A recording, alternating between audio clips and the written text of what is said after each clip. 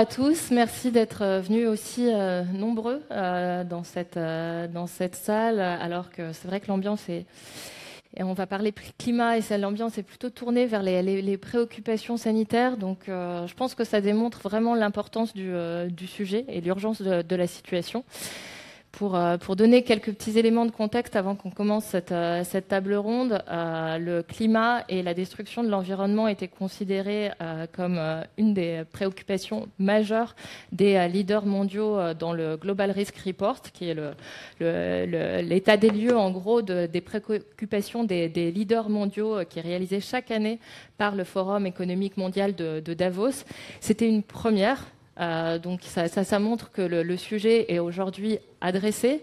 Et de fait, cette année 2020, elle a été marquée par le Covid, certes, mais aussi par une année record en termes de chaleur. Pour notre territoire français, c'est plus 1,8 degré par rapport aux normales saisonnières sur l'ensemble du premier semestre 2020. On s'approche quand même dangereusement des plus 2 degrés qui étaient prévus pour 2100, qu'on essaye de ne pas dépasser et qui devraient constituer de la normalité plutôt dans les prochaines années. Alors, face à cette situation d'urgence, il y a effectivement la pandémie, la crise économique qui pourrait freiner les investissements des entreprises. Aujourd'hui, ce n'est pas forcément ce qu'on voit, on va en parler tout à l'heure, mais la crise, elle est durable et on ne sait pas quand même comment ça va se passer. Alors, comment est-ce que les entreprises tiennent le cap? Comment est-ce qu'elles tentent d'atténuer leur exposition et leur impact sur le climat? Comment est-ce qu'elles essayent de le valoriser auprès des parties prenantes? C'est ce qu'on va voir avec nos différents intervenants. Donc, Fabrice Bonifay, président du Collège des directeurs développement durable et responsable développement durable du groupe Bouygues. Raphaël Ménard, le PDG d'AREP, qui est la filiale urbanisme de la SNCF, c'est ça. Véronique Mariotti, qui est responsable des politiques climatiques pour EcoAct, un cabinet de conseil en politique climatique qui opère un peu partout dans le monde. Henri Réboulet, qui est le PDG de Vattenfall Énergie et qui s'occupe aussi de Vattenfall Europe, représentant de Vattenfall en France. Et puis Nicolas Hazard, le fondateur Ginkgo, donc qui accompagne les startups sur le côté aussi financier, les startups sociales et climatiques. Alors pour commencer directement dans le vif du sujet, j'avais envie de montrer un petit peu déjà les impacts qui étaient présents, les impacts du changement climatique sur les entreprises. Et Véronique Mariotti, vous avez des données assez parlantes pour montrer d'ores et déjà la façon dont le changement climatique impacte les entreprises et l'économie dans son ensemble. Alors, est-ce que ça marche ? Donc, je vais commencer par un exemple emblématique, si vous ne le connaissez pas déjà. C'est l'exemple de PG&E, qui est une compagnie américaine du secteur de l'énergie qui a dû payer des milliards de dollars de dommages suite aux incendies qui ont eu lieu en Californie en novembre 2018. Et ce qui était en cause, c'était les sécheresses sur les forêts liées au changement climatique et le fait que ils n'avaient pas suffisamment bien pris soin des lignes de réseau électrique, ce qui a généré des étincelles et causé les feux de forêt, donc plusieurs milliards de dollars. À part cet exemple emblématique, en fait, il faut savoir que tous les secteurs de l'économie sont touchés par des risques liés au climat, et ce sur toute la chaîne de valeur des entreprises. Donc si on prend un exemple qui n'est pas forcément toujours cité en premier, celui du tourisme, on pourrait penser que ce n'est pas forcément directement impacté par des risques liés au climat. Il y a 2 exemples qui viennent en tête. Le premier sur le changement de comportement des consommateurs avec le Flagstag qui du coup a entraîné des pertes de revenus pour les compagnies aériennes. Et sur un volet plus risque climatique, on peut citer l'exemple de Thomas Cook, donc avant que l'entreprise ne ferme. En 2018, suite aux vagues de chaleur en Angleterre, ils se sont rendu compte que les Anglais qui prenaient des réservations à la dernière minute ont décidé finalement de ne pas partir loin et de rester profiter du beau temps en Angleterre. Et donc ça a généré des pertes de revenus. Et pour terminer très rapidement, j'imagine que parmi nous, il y a beaucoup d'amateurs de café. Donc il y a aussi des impacts sur les matières premières. Et donc sur le café, il y a des études qui montrent que les zones propices à la culture du café vont diminuer de 50 à 88%. C'est vraiment énorme d'ici 2050. Et ça, c'est lié à l'augmentation des températures. Donc ça aura des conséquences sur nous, consommateurs finaux, mais aussi sur toute l'industrie agroalimentaire ou cosmétique qui dépend de ces matières premières. Alors on le voit, hein, là, le changement climatique, il impacte tous les secteurs, sans distinction ou presque. Bien sûr, certains sont plus impactés que d'autres. Bien sûr, certains sont plus émetteurs que d'autres. Donc il va y avoir des gradations dans la réponse des entreprises. Et si vous êtes là aujourd'hui tous ensemble, c'est que vous avez, vous, en tant qu'entreprise ou en tant qu'accompagnateur d'entreprise, pris la mesure de cette urgence climatique. Alors je voudrais savoir comment est-ce que vous la prenez en compte au quotidien et puis sur le long terme. J'avais commencé par vous, Henri Réboulet, pour Vattenfall, donc énergéticien suédois qui est spécialisé plutôt sur les énergies vertes. Vous avez, et c'est rare, votre stratégie climatique validée par les Science Based Targets. Donc je ne sais pas si vous êtes tous au courant des Science Based Targets, mais c'est une initiative qui est initiée par à la fois des investisseurs, des ONG, des experts climatiques et qui va valider ou pas les politiques climatiques des entreprises ou de certains investisseurs par rapport à l'accord de Paris. Et donc Vattenfall fait partie des rares énergéticiens à avoir cette stratégie validée. Donc comment est-ce que vous rentrez dans les clous quelque part de ces 2 degrés ? Alors bonjour Béatrice, bonjour à tout le monde. Vattenfall, donc c'est un énergéticien historique suédois qui est présent aujourd'hui dans 7 pays en Europe. On est 20 000 personnes, ça représente à peu près 15 milliards de chiffre d'affaires, donc c'est un poids lourd. Et on a comme ambition d'œuvrer pour un monde sans énergie fossile d'ici une génération. Et d'être acteur de cette transition énergétique à travers un certain nombre de choses. Alors tout d'abord, en ce qui nous concerne sur notre production d'énergie, ça veut dire que on a prévu de sortir complètement des énergies fossiles d'ici à 2030. On a d'ores et déjà réduit de 20% nos émissions de CO2 depuis 2015. Et en termes, je dirais, de vie au quotidien et de trajectoire d'investissement, on est aujourd'hui un des gros acteurs des énergies renouvelables en Europe et dans le monde. On investit entre 1 et 2 milliards d'euros exclusivement dans les énergies renouvelables, essentiellement dans l'éolien en mer. On est leader en Europe et numéro 2 dans le monde de l'éolien en mer, avec un certain nombre de parcs aujourd'hui en fonctionnement essentiellement en mer du Nord. Et je dirais qu'au-delà de nos investissements sur nos métiers propres, c'est-à-dire la production, la distribution et la fourniture d'énergie, on reviendra peut-être au métier de fourniture où on propose notamment en France des offres décarbonées ou 100% renouvelables. On a la prétention de pouvoir travailler avec d'autres acteurs sur notamment les industries qui sont une grosse part des émissions de CO2 dans le monde. Et je citerai en exemple un programme qui s'appelle Hybrid, dont la première usine démonstratrice vient d'être ouverte en Suède en partenariat avec des fabricants d'acier. L'idée, c'est de décarboner la production d'acier. Il faut savoir que la production d'acier, c'est 7% des émissions de CO2 annuelles dans le monde. Et donc, on peut, à travers la modification du procédé de fabrication d'acier, remplacer le carbone par de l'hydrogène. Hydrogène produit à travers l'électrolyse de l'eau avec des sources d'énergie renouvelables. Et ça permet de diviser par 100, donc de réduire quasiment à zéro les émissions de CO2 pour produire de l'acier.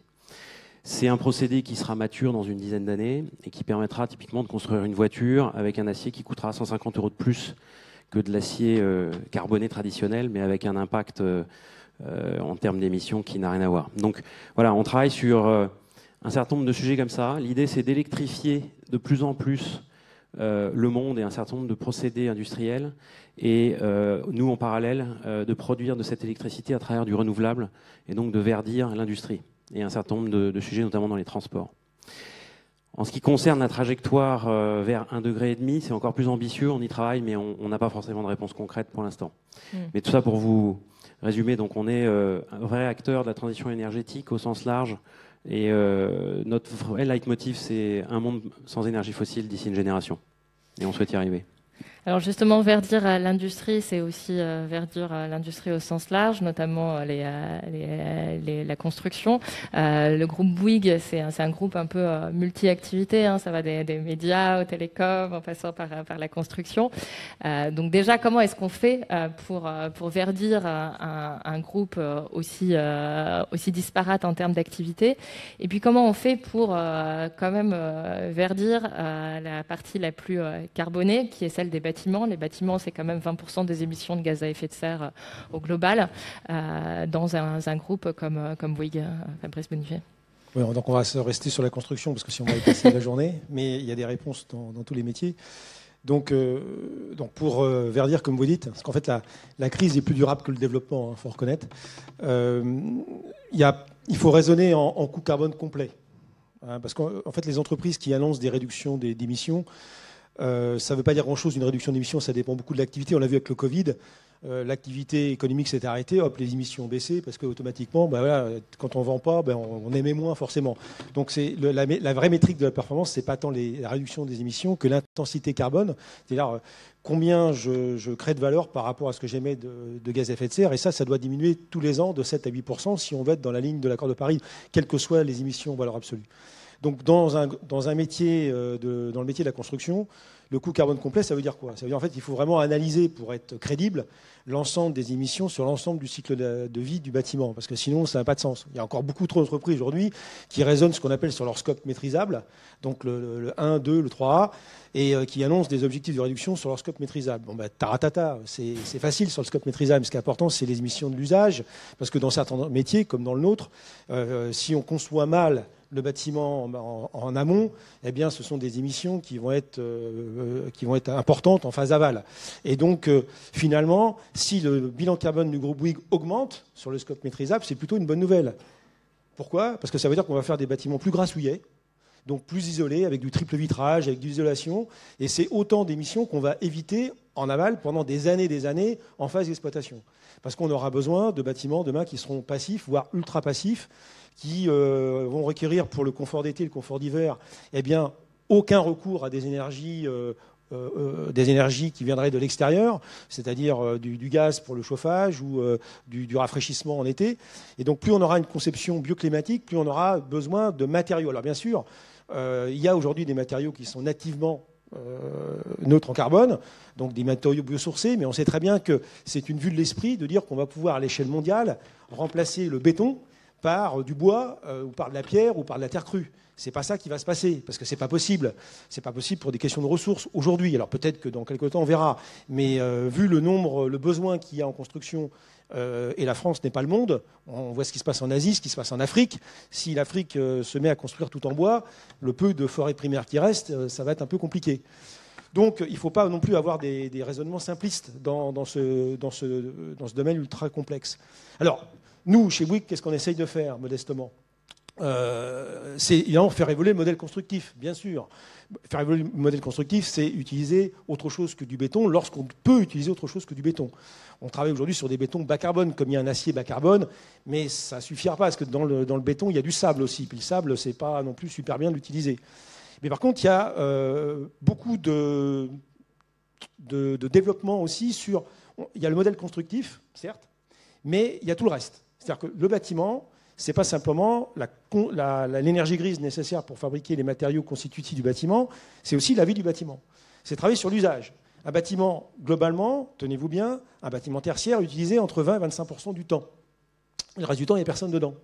Donc, on se dit, dans notre petite tête, si demain on conçoit des bâtiments où on va permettre à l'utilisateur principal d'utiliser son bien en tant que de besoin, mais de permettre à des utilisateurs secondaires d'utiliser ce même bien lorsque l'utilisateur principal ne l'utilise pas, eh bien, on va avoir plus d'utilisateurs pour un même bien. Je ne sais pas si je suis bien clair. Hein. Et donc, du coup, on va pouvoir diviser le coût du bâtiment sur un nombre d'utilisateurs plus important. Et donc, améliorer le bilan carbone global par utilisateur. Parce qu'aujourd'hui, on a une métrique de bilan carbone par kilowattheure par mètre carré. Ça n'a pas de sens. Il vaut mieux le faire par utilisateur. Et faire en sorte que le bâtiment, sur sa chronotopie, donc sur sa durée de vie, puisse être beaucoup plus utilisé qu'ils ne le sont. C'est-à-dire de partager les espaces, de faire en sorte que la salle polyvalente la journée, elle puisse servir à des écoles, à servir à des associations le soir, pareil pour les cours d'école, pareil pour toutes les infrastructures. Et si on rentre dans une logique d'infrastructure plus partagée, on aura besoin de moins construire. Et si on construit moins, on dit souvent le kilowattheure le moins cher, c'est celui qu'on ne consomme pas. Le kilomètre parcouru le moins cher, c'est celui qu'on ne parcourt pas. Le mètre cube le moins cher, c'est celui qu'on ne va pas couler. Et si on rentre dans cette logique-là, là, on va pouvoir continuer d'utiliser du béton, parce que c'est quand même assez pratique, c'est pas cher, et dans certains cas, c'est même plutôt recommandé. Mais on va travailler sur une efficience d'usage. Vous voulez d'autres exemples ? Non, on va passer effectivement, on parle de l'utilisation de l'espace et notamment dans un espace collectif, les gares. Je pense que voilà, on a quand même cette idée des gares en tête. Comment est-ce qu'elles vont s'adapter au changement climatique dans les prochaines années ? À quoi ça va ressembler une gare adaptée ou adaptable au changement climatique, puisqu'on ne sait pas forcément exactement ce qui va se passer. Alors déjà, peut-être quelques mots, Béatrice, pour peut-être aller un peu juste plus loin pour vous dire ce qu'est AREP. Oui, AREP, juste en quelques mots, donc en effet, c'est l'agence d'architecture interdisciplinaire de SNCF Gare et Connexion. SNCF Gare et Connexion, c'est une des filiales du groupe SNCF qui opère les 3000 gares françaises avec 10 millions de visiteurs par jour. Donc là, je rebondis sur ce qu'a dit Fabrice. C'est quand même des mètres carrés qui sont hautement intenses en termes d'usage. Bref. La mission d'AREP, c'est d'être la référence de la construction bas carbone sur nos métiers, sur l'urbanisme, vous l'avez cité, mais il y a évidemment l'architecture. Donc AREP, c'est parfois aussi appelé l'agence des gares. Donc agence d'architecture, de design, et tout ça, en effet, au service des mobilités. Donc dit autrement, AREP, c'est 1000 collaborateurs qui proposent des solutions concrètes pour proposer des solutions pour répondre aux défis de l'urgence climatique, et tout ça dans les territoires. Voilà. Alors, pour répondre à votre question, et peut-être aussi sur le titre de cette table ronde, qui est le risque climat. Il y a d'abord une opportunité climat. Et donc là, je parle, pour le coup, au nom de la grande maison SNCF et d'être le parangon, en effet, des mobilités durables, et de dire que, en effet, c'est quand même un moyen de mobilité qui s'est très largement débarrassé, en effet, des énergies fossiles, et où on sent aussi qu'il y a tout un élan pour que le ferroviaire redevienne vraiment un mode de déplacement dont la part modale soit plus importante que les 10% que c'est aujourd'hui. Donc il y a une équation qui est comment on fait pour que ça soit plus désirable encore de prendre le train, quoi. Et évidemment, la gare, c'est le seuil, c'est l'interface entre les territoires, entre la ville et la façon de prendre le train. Et donc, c'est pas parce qu'on dit qu'on est le groupe de la mobilité durable que tout est gagné. Il y a évidemment tout l'avant et l'après de la gare, comment on fait pour qu'on y vienne mieux en vélo, par exemple, comment on fait pour y venir mieux à pied, comment on y fait aussi pour plus embarquer, aussi l'ensemble des intermodalités qui soient évidemment le plus faiblement carbonées. Et puis, il y a en effet un autre pendant qui est le risque climat, mais ça j'y viendrai un peu après, pour dire que sur l'opportunité climat, on a quand même un job qui est en effet d'assumer collectivement l'accord de Paris, une trajectoire qui doit être à 1,5 degré, donc une neutralité carbone qui doit être globale à 2050. Le groupe SNCF s'est dit non, nous on va se mettre avant, et donc c'est 15 ans avant. Alors c'est 15 ans avant, plutôt vu sous l'angle, on va dire, de l'exploitation. Donc je vais être un peu technique, c'est plutôt sur le scope 1 et 2. Nous c'est vrai qu'on est une filiale pour le coup bâtisseuse, donc on transforme des existants. Et comme l'a très justement dit Fabrice, notre vrai job, c'est d'arriver quelque part à découpler. C'est-à-dire qu'à chaque fois qu'on fait 1000 € de travaux, si on construit, entre guillemets, as usual, on va émettre 400 kg de CO2. Donc notre sujet, c'est d'inventer, pas pour faire des bâtiments grassouillets, parce que je pense que là, il y a aussi une équation hyper intéressante en tant que concepteur, c'est comment on fait justement en low-tech, comment on arrive à la fois à faire un bâtiment qui soit en effet plus largement équipé d'énergie renouvelable, mais qui ne soit pas justement dans une surenchère technique. Donc, de faire justement des bâtiments simples, qui soient aussi simples pour leur évolution et dans la transformation dans le temps. Donc, on a déjà un gros boulot où, en effet, Fabrice rappelait la trajectoire de la piste rouge. Là, c'est moins 7% tous les ans.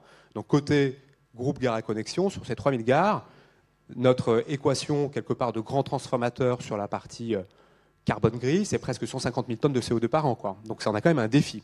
Et donc là-dessus, c'est sûr que AREP, en tant qu'agence conceptrice pour Gares et Connexions, et pas que, aussi pour tous les autres clients, c'est d'inventer quelque chose qui nous permette chaque année de gagner nos 10%. Après, on a tout un enjeu aussi qui est le risque climat vu sous le caractère adaptation au changement climatique et absorption du risque climatique, des étés, des épisodes caniculaires. Et c'est vrai que là-dessus, les gares, 1 mètre carré de gare, ça voit presque 2000 personnes par an. C'est hyper intense. Donc là, quelque part, le capitaine construit, il tourne. Mais cette intensité d'usage, elle convoque aussi le fait qu'il faut qu'on soit justement très précautionneux sur la façon d'embarquer en termes de confort climatique. Moi, j'ai presque un rêve, c'est qu'on va dans la gare comme dans un refuge climatique. C'est un moment où on a un peu chaud. Et on va dans ce patrimoine qui souvent est âgé de plus d'un siècle, qui a quelques qualités thermiques intrinsèques parce que c'est plutôt des constructions massives et où on va dire que une vague climatique à un moment caniculaire peut être un peu amortie, mais il faut aussi qu'on réfléchisse à comment transformer tout ça. Et ça, c'est ce qu'on fait de façon quotidienne. On l'a fait, par exemple, avec la reconfiguration de la gare de Rennes. C'est-à-dire que la gare de Rennes, c'était une gare qui était bâtie dans les années 70. AREP l'a retransformée pour déjà amortir plus longuement ce capital construit et aussi en profiter pour en faire un parc urbain et en faire un endroit qui fabrique aussi de l'îlot de fraîcheur en situation métropolitaine. Donc voilà un exemple, mais peut-être qu'on aura l'occasion de revenir sur d'autres. Ok, alors là, on était plutôt sur des grandes entreprises. On sait que les startups aussi peuvent avoir des solutions. Elles sont plus agiles, notamment. Alors, comment est-ce qu'on choisit les bonnes startups qui vont changer la donne et à quelles conditions elles peuvent être game changer pour le climat, Nicolas Hazard? Merci. En tout cas, nous, on fait partie on voit que la nouvelle génération, elle est hyper engagée sur ces questions-là. On voit que on s'engage beaucoup. Alors, on a des COP 21, des COP 22, des COP 23 où on se dit qu'on va aller baisser notre empreinte carbone, qu'on va travailler là-dessus. On s'engage. On s'est dit que d'ici 2030, la France, elle allait faire baisser son empreinte carbone, etc., de 25%. Enfin, voilà, il y a des engagements qui sont pris et la réalité, c'est que chaque année, tout ça augmente. Alors tout le monde raconte des choses merveilleuses pour expliquer qu'ils font les choses mieux, on y est, on a trouvé la voie, mais peut-être que ce ne sera pas 2050, mais 2100 et puis peut-être 2200, enfin je ne sais pas. Enfin en tous les cas, il y a cet enjeu-là qui est énorme. Et je pense qu'il y a une nouvelle génération qui a envie de faire les choses différemment et d'inventer une autre économie. Une économie qui est intrinsèquement dans la manière dont elle est construite et dans la manière dont elle développe ses solutions, ses technologies, a une empreinte positive. Et ça, c'est un discours qu'on ressent très fort. C'est plus de se dire, comment on fait pour réussir à baisser, etc. C'est comment est-ce qu'on va réussir à être positif dans notre empreinte carbone, dans la boîte qu'on va construire, et comment on crée des startups qui sont positives, en tout cas d'un point de vue social et d'un point de vue environnemental. Et ça, c'est une génération et un mouvement qui est gigantesque aujourd'hui. On voit, nous, on accompagne plus de 500 entreprises sur 40 pays.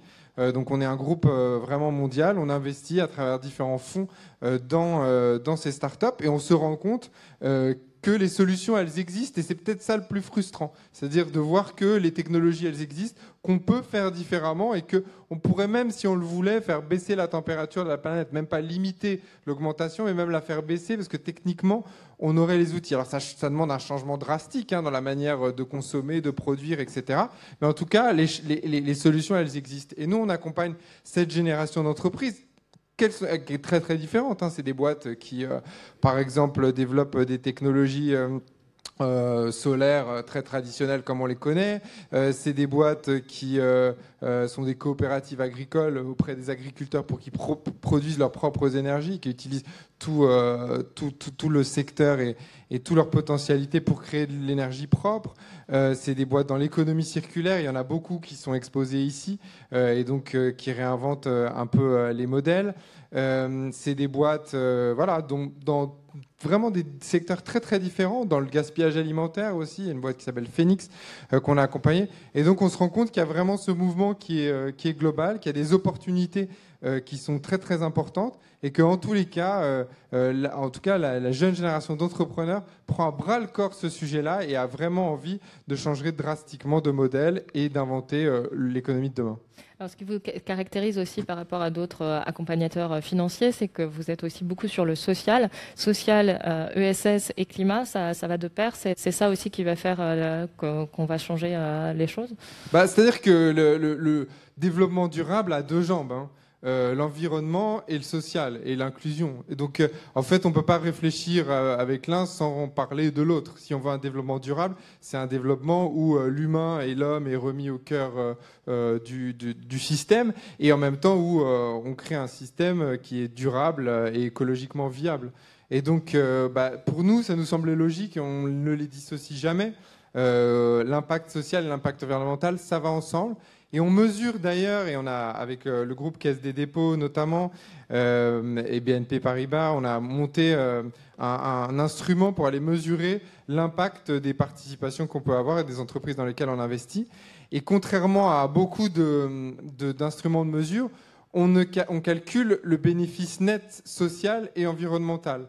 C'est-à-dire, on ne va pas dire « Ah, c'est une boîte qui pollue beaucoup, mais elle fait... il y a beaucoup d'agences de notation qui font ça, mais elle fait des trucs positifs pour le développement durable, et donc on va se focuser là-dessus. » Là, on calcule l'empreinte nette, comme disait monsieur, de l'aval à l'amont, pour essayer de voir vraiment quelle est l'empreinte sociale et l'empreinte environnementale. Et nous, on investit uniquement dans des entreprises qui ont une empreinte nette, socialement et écologiquement, qui est positive. C'est-à-dire qu'elles contribuent plus à améliorer l'environnement et l'inclusion sociale qu'elle ne le détruit. Alors, cette empreinte nette positive, il y a aussi plusieurs grandes entreprises qui disent l'avoir en annonçant une neutralité carbone. Comment est-ce qu'on est neutre en carbone? Comment est-ce qu'on accompagne les entreprises vers la neutralité carbone? Véronique Mariotti. Donc, chez Ecoact, on accompagne différents acteurs dans leur neutralité carbone. Et donc, ce qui est très important avant de parler de compensation, c'est bien évidemment de réduire au maximum les émissions produites par l'entreprise et seulement après de penser à la compensation. Et donc, pour réduire ces émissions, ce qu'on préconise effectivement, c'est de se doter de cibles de réduction basées sur la science, comme c'est le cas de Vattenfall, donc les fameuses cibles Science-Based Targets, qui permettent de mettre l'entreprise sur une trajectoire de degrés. Mais bon, il reste certaines émissions résiduelles qui doivent donc être compensées. Donc il y a des projets de compensation à travers le monde qui permettent de compenser ces émissions.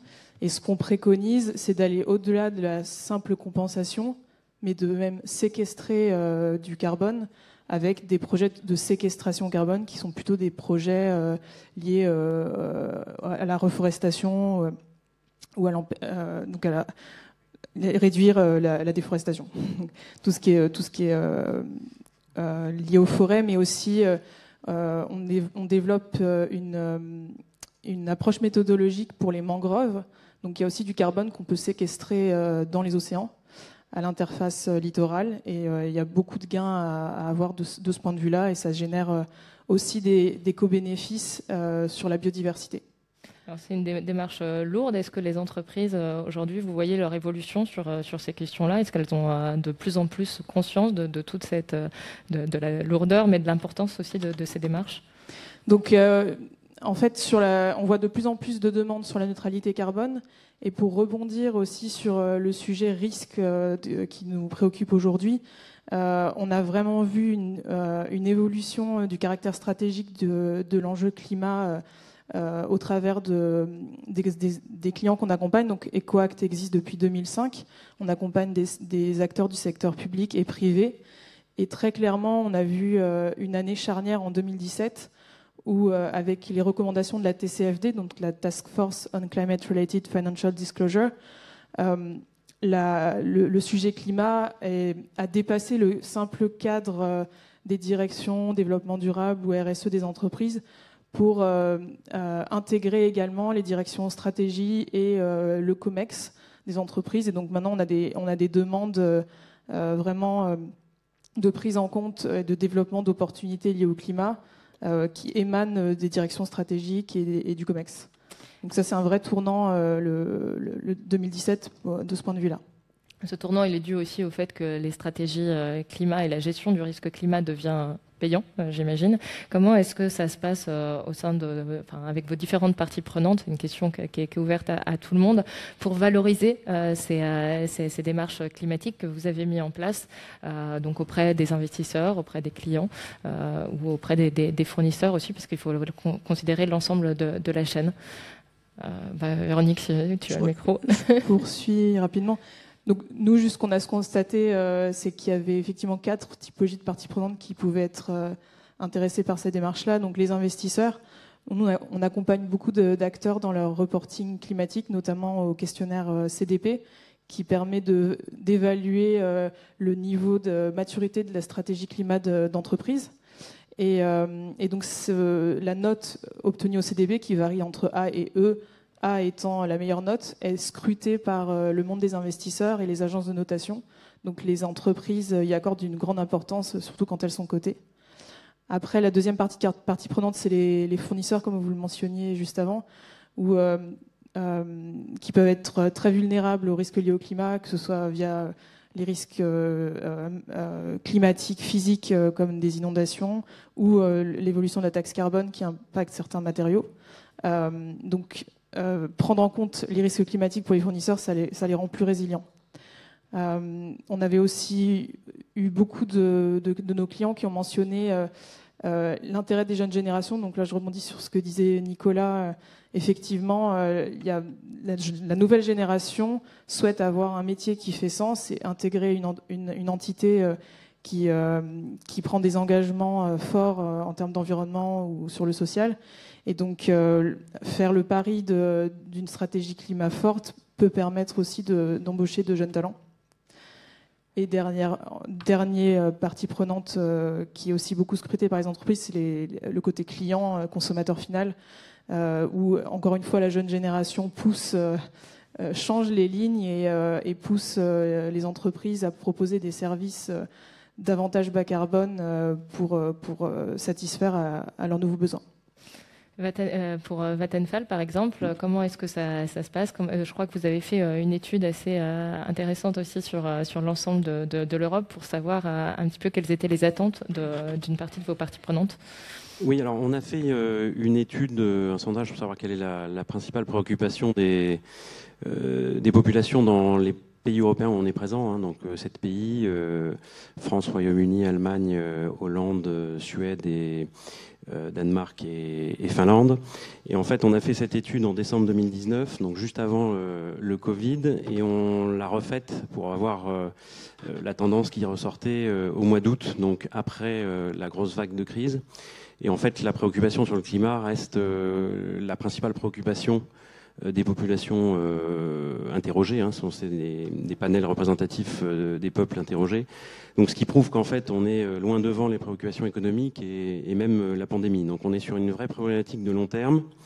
Néanmoins, si on met ça en lumière de ce qui se passe d'un point de vue de la capacité des gens à payer pour verdir leur environnement, les pays sont très inégaux. Si vous voulez, en Suède et en Hollande, on est beaucoup plus préoccupé par les conditions climatiques, le risque climat et les émissions de CO2 qu'aujourd'hui en France. Ça vient, mais une immense partie des populations ne sont pas encore à payer plus cher leur énergie, par exemple, pour qu'elle soit verte.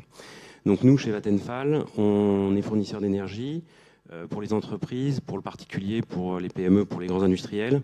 Au niveau de notre offre pour le client final résidentiel, on est quand même parmi les moins chers, avec une énergie neutre en carbone, parce qu'on veut pouvoir offrir ça au plus grand nombre.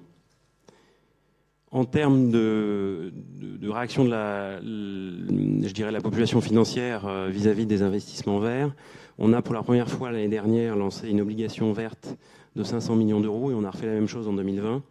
À chaque fois, elles ont été très largement souscrites, donc ça a été un véritable succès. Et ça permet de financer des investissements qui sont strictement fléchés vers les ENR, les dispositifs d'économie d'énergie, l'électrification des transports, etc. Donc on a tout un tas d'initiatives et on constate effectivement qu'il y a une tendance lourde vers un verdissement de l'ensemble des industries et de ce qu'on achète, mais c'est très disparate encore en fonction des pays. Quelqu'un d'autre veut réagir sur le côté valorisation auprès des parties prenantes ?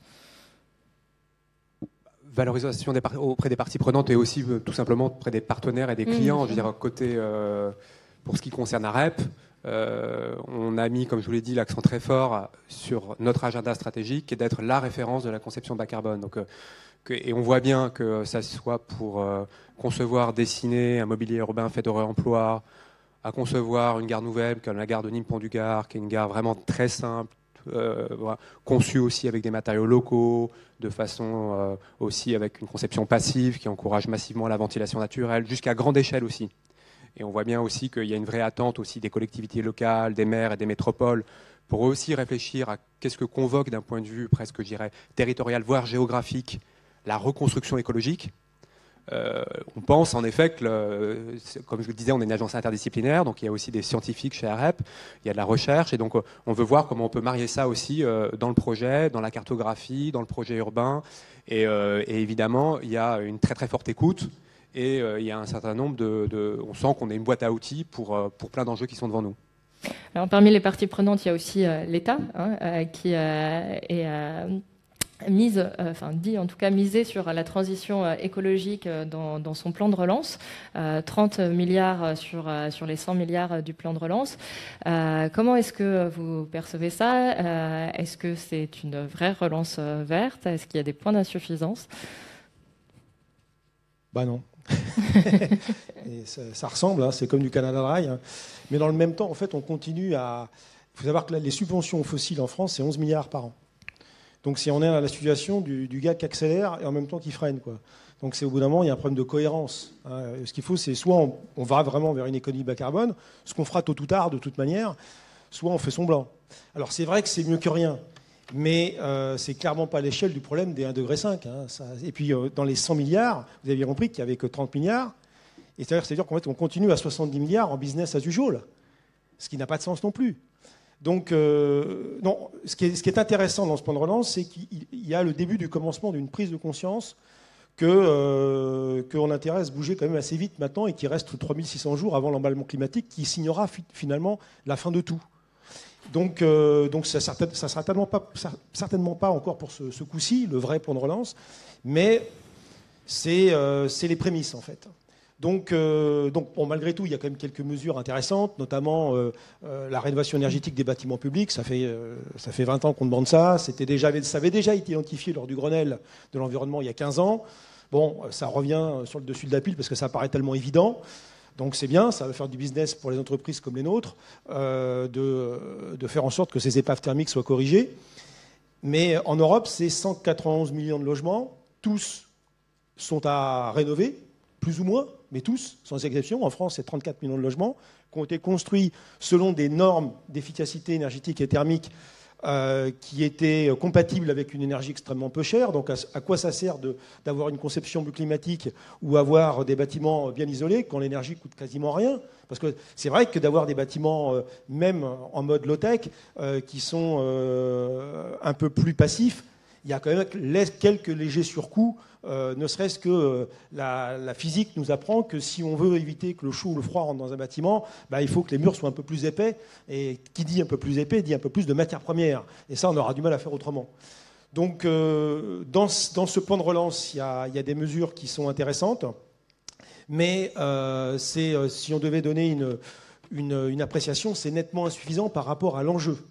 Donc, l'enjeu, c'est de décarboner l'économie française, qu'on puisse, par-delà, montrer l'exemple. Parce qu'on entend souvent, Bah oui, mais il ne faut pas qu'on se tire une balle dans le pied. Si on est les seuls à le faire, on va être pas compétitif, on va pas être compétitif par rapport aux autres, etc. Mais c'est une erreur d'analyse majeure.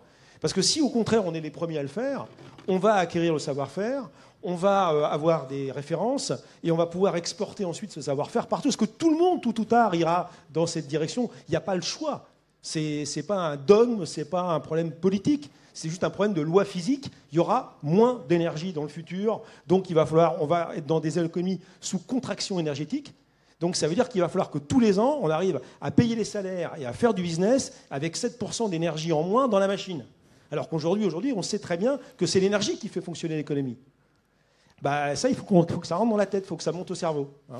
Raphaël, je crois que vous avez aussi envie d'intervenir. Et après, Vattenfall. Bon, moi je voulais intervenir, en effet, je vais aussi appuyer comme Fabrice, mais avant d'appuyer comme Fabrice, bon, on va voir quand même la partie verre à moitié plein, qui est de se dire, bon, il y a une partie d'ailleurs qui est fléchée sur les mobilités durables dans le ferroviaire, puis il y a la partie rénovation thermique, qui n'est pas que sous l'angle, on va réisoler, etc., et que donc c'est des mesures de sobriété et d'efficacité, il y a aussi des choses qui ont entré dans cette enveloppe.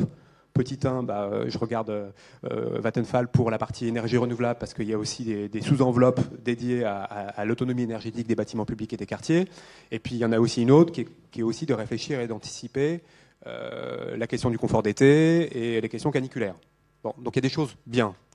Le truc, c'est que comme souvent, Dieu est dans les détails et que 30 milliards, on n'y est pas. Alors, juste pour donner une petite illustration de pourquoi on n'y est pas.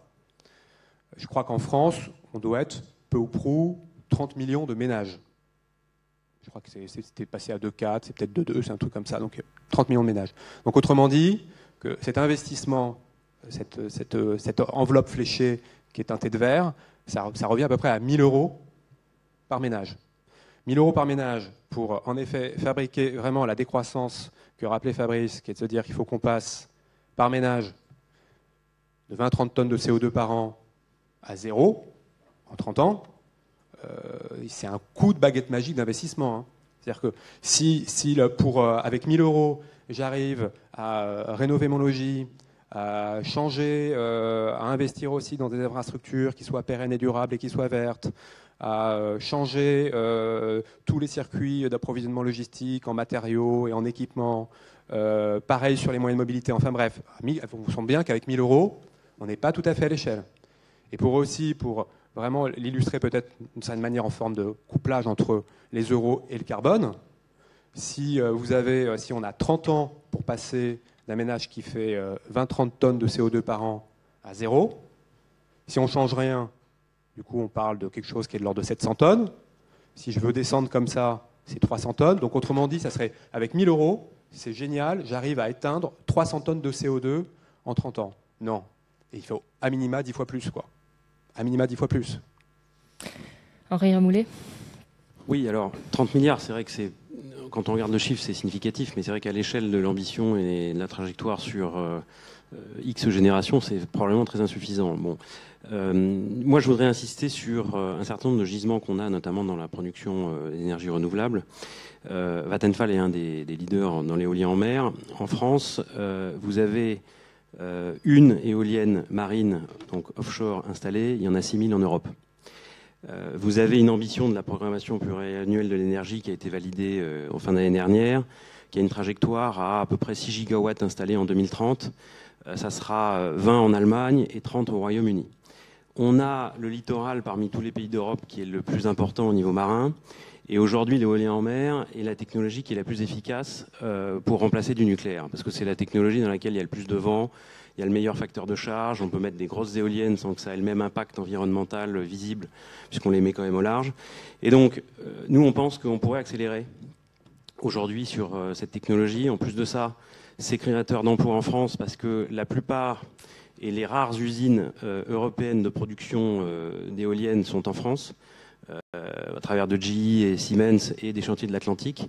Donc on a tout intérêt à pousser cette techno et on l'a faite de façon, je dirais, très prudente, alors qu'on pourrait vraiment développer beaucoup plus.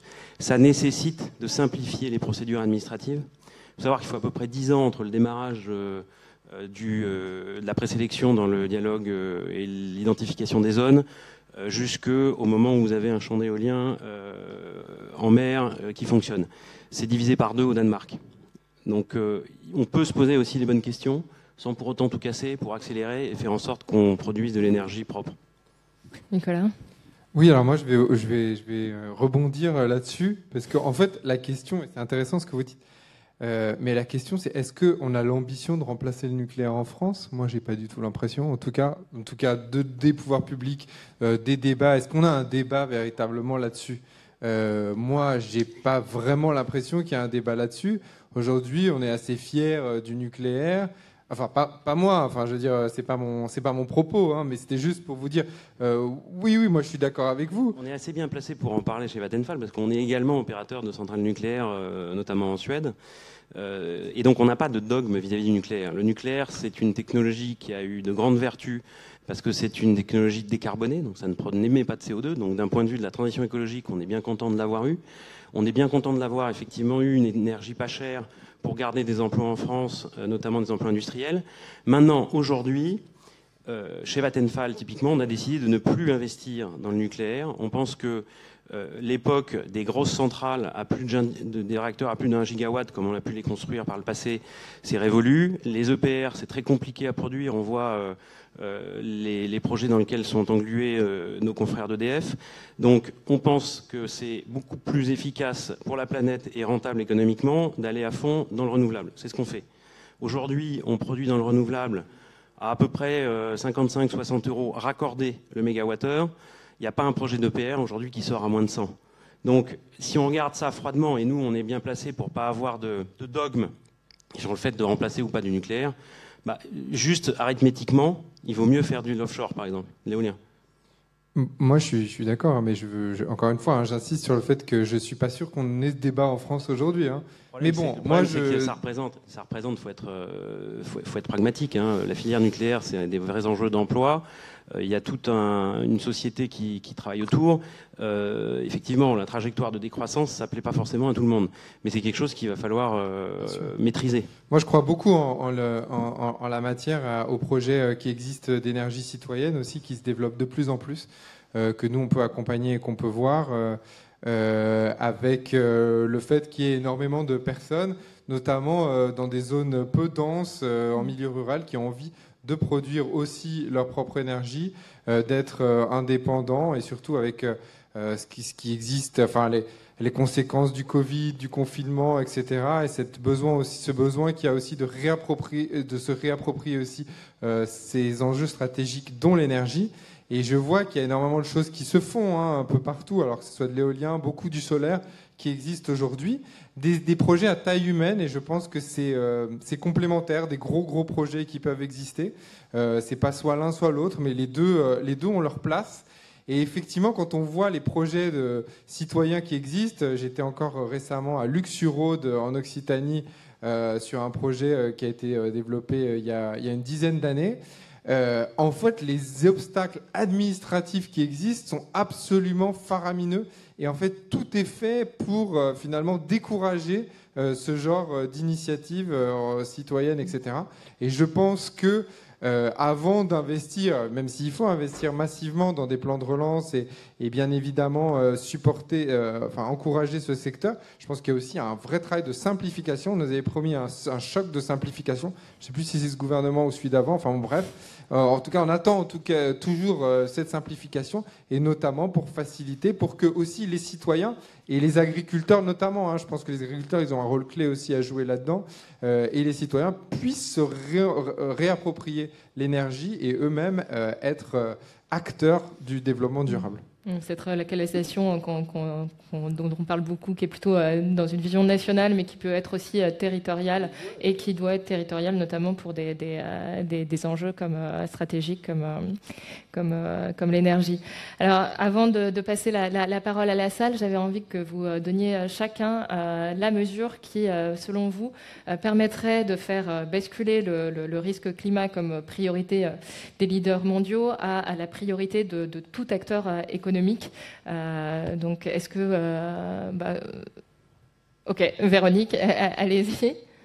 Je voulais juste mentionner sur le plan de relance un élément. On a parlé du montant, mais je pense qu'il serait important de demander aux bénéficiaires des aides des contreparties sur l'efficacité carbone des mesures qu'ils vont mettre en place, ce serait vraiment bien que ce soit intégré de manière opérationnelle. Les éco-conditionnalités dont on parle beaucoup, effectivement, et qui semblent effectivement un peu oubliées. Voilà.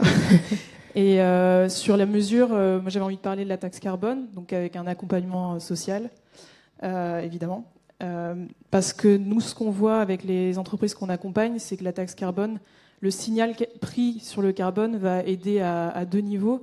Au niveau stratégique, lors des décisions lourdes d'investissement sur les dizaines d'années à venir, et donc peut faire pencher la balance vers des solutions plus bas carbone. Et aussi, d'un point de vue opérationnel, je pense à l'exemple d'une personne avec qui on avait échangé dans le cadre d'une mission d'accompagnement risque climat, qui avait très envie d'acheter du plastique recyclé, mais le coût du plastique vierge alternatif avec le coût du pétrole faible était tellement bas qu'il avait du mal à justifier en interne de prendre du plastique recyclé. Et c'est vraiment dommage parce que ça empêche, ça met des bâtons dans les roues à l'économie circulaire de se développer. Donc la taxe carbone pourrait aider à améliorer l'évolution de l'économie circulaire. Je pense que Fabrice, vous allez être d'accord. Ah oui, complètement. Le signal prix, il est essentiel pour les acteurs économiques. Un signal prix stable et dans le temps. Donc, moi, je pense qu'on doit mettre en place une taxe carbone en France déjà.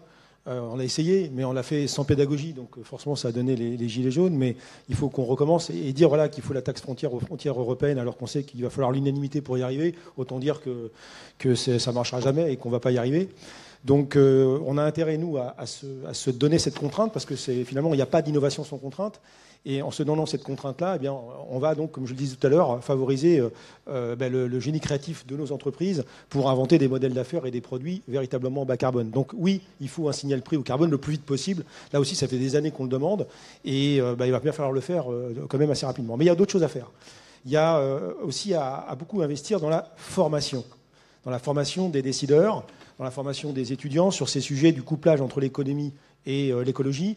Il faut 10 secondes pour dire une connerie sur ce sujet, et il faut ensuite 1 heure pour expliquer pourquoi c'était une connerie, tellement c'est complexe. Et je prends l'exemple de la Convention citoyenne pour le climat. Lorsque les 150 Français ont été tirés au sort pour participer, il y avait des gens dans la salle, dans les 150, qui étaient climato-sceptiques. Parce qu'il y a des Français encore qui sont climato-sceptiques. Et parce qu'on a pris le temps de les informer avec des vrais experts indépendants, des gens compétents, qui leur expliquaient non, c'est pas comme ça que ça fonctionne dans la vraie vie, et que sans énergie fossile, tu n'aurais pas ton frigo, tu n'aurais pas ta bagnole, tu n'aurais pas tout ça. Donc on dépend quand même à 82% des énergies fossiles aujourd'hui dans nos modèles économiques. Et s'il y en a moins un jour, parce qu'il y en aura moins, parce qu'on est en train de faire la déplétion des stocks, ou parce qu'il faut en utiliser moins pour sauver le climat, ça veut dire que si on ne réinvente pas un autre modèle d'économique, eh bien, on va avoir un problème sur les revenus des gens, tout simplement. Donc il faut quand même expliquer aux gens, parce que la meilleure façon d'agir, c'est quand même qu'ils comprennent. Donc moi, si j'étais président de la République, je lancerais un grand programme de formation et de pédagogie auprès de tous les Français, en prenant leur temps de leur expliquer exactement les choses, et en demandant aux meilleurs pédagogues, en utilisant les meilleurs outils pédagogiques pour leur expliquer. Les gens ne sont pas idiots. Si on prend le temps de leur expliquer, ils vont finir par comprendre. Donc je pense que ça, c'est vraiment une priorité nationale de faire preuve de cette pédagogie. Et puis la dernière chose, je mettrais bien Greta Thunberg, présidente de l'Europe. Alors, voilà. Raphaël Ménard, si vous étiez président de la République, qu'est-ce que vous metteriez en place ? Alors, déjà, je rejoins complètement, en fait, je sais pas, toi, t'es président de quoi, du coup, toi ? Du C3D. Ah ouais. Moi, je rejoins complètement Fabrice sur quelque chose qui est même bien au-delà de la formation, qui est en fait une reconstruction culturelle. Et cette reconstruction culturelle, pour le coup, elle passe de l'école maternelle jusqu'aux grandes écoles. En France, on a des grandes écoles qui, d'une certaine façon, se sont bâties aux prémices de l'Anthropocène, Les pompes, centrales, polytechniques, c'était justement un moment où le monde était en train de changer parce qu'on était en train de découvrir le charbon, et on sentait qu'en effet qu'il y allait y avoir une radicalité de transformation du monde.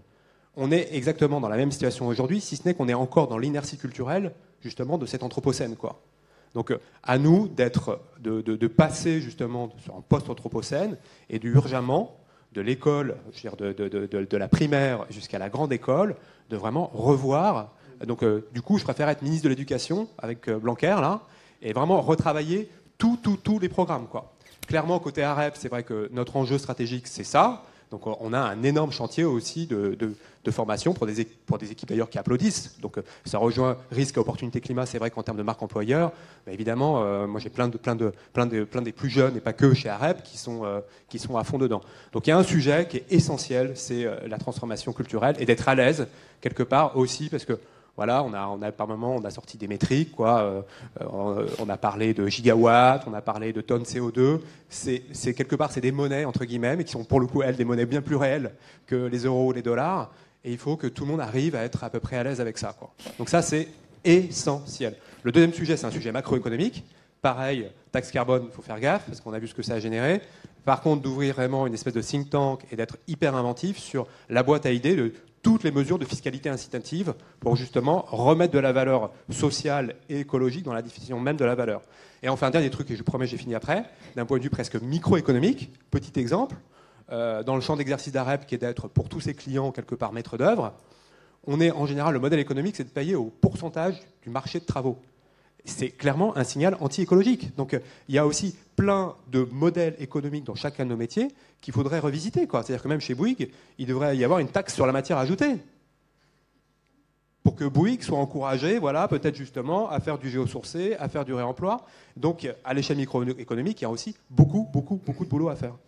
Nicolas Hazard, vous seriez ministre de quoi alors ? Non, moi j'ai toujours été favorable pour un impôt sur les sociétés qui dépendent de l'empreinte écologique et sociale qu'on peut avoir. En gros, je ne comprends pas pourquoi toutes les entreprises payent la même chose en termes d'impôt sur les sociétés. Aujourd'hui, c'est 25% à peu près pour les PME. Alors après, je ne parle pas des grands groupes qui, in fine, ne payent que 6-7%, mais en tout cas, le taux officiel, c'est 25%. Qu'on soit une entreprise qui pollue ou une entreprise qui préserve la planète, en fait, on paye la même chose. Même chose pour le social et l'impact social. Et donc, mettre en place une fiscalité pour dire ceux qui continuent à polluer, ils paieront toujours 25 ou peut-être 30%. Et ceux, en revanche, qui contribuent, en tout cas, à avoir un impact positif avéré, et c'est possible de le faire. Aujourd'hui, on travaille avec des grands cabinets d'audit qui sont capables de donner ces grandes datas. Et à ce moment-là, pourquoi est-ce qu'elle ne repérait pas 0,5% d'impôt, ou même moins, même avoir des crédits d'impôt par rapport à ça. Henri Riboulet, ce sera le mot de la fin. Je ne prétends pas avoir la vérité sur le fait qu'il existe un seul déclencheur. Je pense que pour lutter contre la transition, enfin le risque climat et l'évolution des émissions à effet de serre qui sont la principale cause, c'est une somme de sujets. Alors, on a parlé de la taxe carbone, bien sûr que ça contribuera, mais je pense que c'est aussi un effort collectif et ça passe par des investissements technologiques pour améliorer un certain nombre de procédés industriels, comme on parlait tout à l'heure. Ça passe par de la formation et de la sensibilisation de tout le monde, dès le plus jeune âge, comme on parlait tout à l'heure.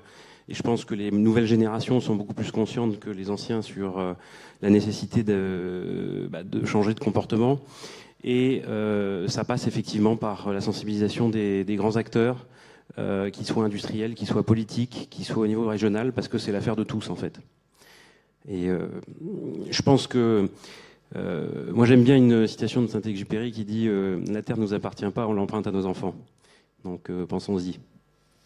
Dans les questions de la salle que je reçois, il y a aussi un autre outil qui est mentionné, celui de la taxonomie des activités vertes, la taxonomie européenne, donc qui doit permettre d'évaluer en fait la part de chiffre d'affaires des entreprises qui est considérée comme verte et donc investissable par des investisseurs qui souhaitent flécher leur argent vers la transition écologique. Est-ce que vous pensez que ça peut être aussi une des solutions réglementaires quelque part pour avancer sur ces questions-là? Là, je pense qu'on va vers une usine à gaz extraordinaire. C'est pas de mal à veille que ça va sortir, cette histoire, parce que qu'est-ce qui est réellement vert, en fait, hein, D'accord. entre l'usage et le mésusage. Est-ce qu'une voiture électrique, c'est vert? Bon. Et je pourrais vous donner pas mal d'exemples comme ça. Donc, je pense que ça part d'une bonne intention, mais que dans l'application, ça va être extrêmement compliqué. D'autres personnes veulent réagir sur la taxonomie ou on va regarder une autre question. Alors, je suis dans les questions qui sont un peu plébiscitées. Vous évoquez des solutions, Nicolas Hazard, des solutions existantes qui pourraient inverser la courbe carbone. Pourriez-vous donner des exemples concrets ? Bien sûr, en fait, c'est tout ce qu'on essaie de faire et tout ce qu'on essaie de mettre en place, c'est d'investir dans ces solutions et qui existent aujourd'hui. Alors, il y a certaines qu'on peut connaître, effectivement. Alors, quand on parle d'énergie renouvelable, et après, il y a ce débat sur les panneaux solaires. Est-ce que les panneaux solaires, c'est vraiment, vu les composantes, est-ce que c'est vraiment durable, etc., etc. Donc tout ça fait partie toujours du débat sur le renouvelable, la voiture électrique, est-ce qu'elle est vraiment positive et tout. Nous, on part du principe, en tout cas dans toutes les structures dans lesquelles on investit, de vraiment investir dans des structures où on peut mesurer cet impact-là. Et encore une fois, ces solutions qui existent dans tous les domaines véritablement. Souvent, elles demandent, c'est beaucoup de la sobriété, ça revient beaucoup. Alors, on parle beaucoup de décroissance, mais en tout cas, nous, on aime parler de sobriété. Et donc, il y a beaucoup d'exemples et de choses qui se font en la matière. Et on va aller mesurer cet impact-là et essayer de trouver des mécanismes pour essayer de mesurer l'impact réel que ça peut avoir. Donc nous, par exemple, on a investi dans une entreprise qui est juste là dans le coin, qui est absolument super, qui s'appelle Upcycle, qui va partout dans les cafés d'Île-de-France et aujourd'hui en France, et qui va prendre le marc de café, qui va les mettre dans les conteneurs à Rungis et qui va en créer des champignons. Voilà, ça c'est des champignons qui aujourd'hui s'appellent les champignons notamment Monte Cristo, qui sont utilisés par des grands chefs et notamment des grands chefs parisiens, par le chef de l'Élysée aussi qui les utilisent. Et donc, encore une fois, il y a toute cette nouvelle économie qui émerge, qui est une économie circulaire, et qui fait qu'on utilise des déchets pour en faire des ressources. Et ben voilà, ça c'est un exemple qui permet d'être positif, en tout cas, sur son empreinte carbone et de réinventer le monde de demain. Alors les solutions, elles existent, elles sont là aussi à ProDurable, donc je vous invite à aller les découvrir sur les différents stands. Pour cette table ronde, c'est terminé. On fait signe, voilà, que je dépassais le temps. Merci à vous et puis bon après-midi.